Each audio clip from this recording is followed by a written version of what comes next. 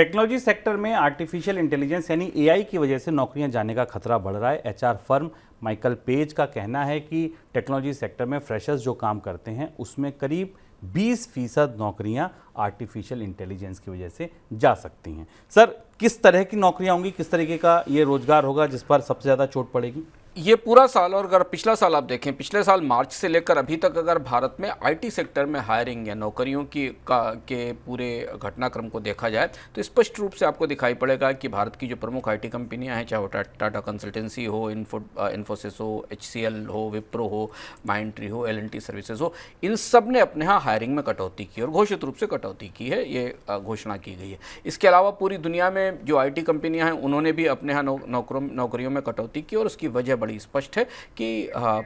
Artificial intelligence से होने वाले काम जो काम अब आम कर्मचारी करते थे उन्हें आर्टिफिशियल इंटेलिजेंस सिस्टम्स को दिया जा रहा है। इसमें सबसे ज़्यादा कटौती हो रही है निचले लेवल की नौकरियों में, जहाँ स्ट्रेटजी इन्वॉल्व नहीं है, जहाँ एग्जीक्यूशन इन्वॉल्व है, जहाँ डेटा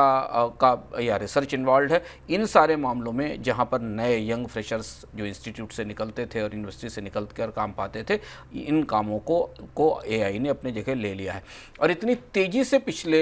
6 महीने के भीतर पूरी दुनिया के बिजनेस प्रोसेसेस में आर्टिफिशियल इंटेलिजेंस का प्रवेश हुआ है कि अभी ये कहना मुश्किल है कि ये असर कितना और गहरा होगा। पेज का ये अध्ययन बता रहा है कि करीब 20% के आसपास की कटौती होगी, लेकिन मैकेंजी और बाकी कंपनियों के अध्ययनों का कहना है कि एक बार निचले स्तर की बिजनेस प्रोसेसेस में एआई के एस्टेब्लिश होने के बाद इसे अप स्केल करके ऊपर के स्तर पर ले जाने में ज़्यादा समय नहीं लगेगा। तो यानी वो सूचना तकनीक जिसने दुनिया में सबसे ज़्यादा रोजगार दिया था, उसी सूचना तकनीक ने अपने आप को आधुनिक करने के लिए अब रोजगारों को ख़त्म करने के सबसे बड़े अभियान पर काम शुरू किया है। तात्कालिक तौर पर भारत की सभी आईटी कंपनियों में हायरिंग में गिरावट इसका सबूत है।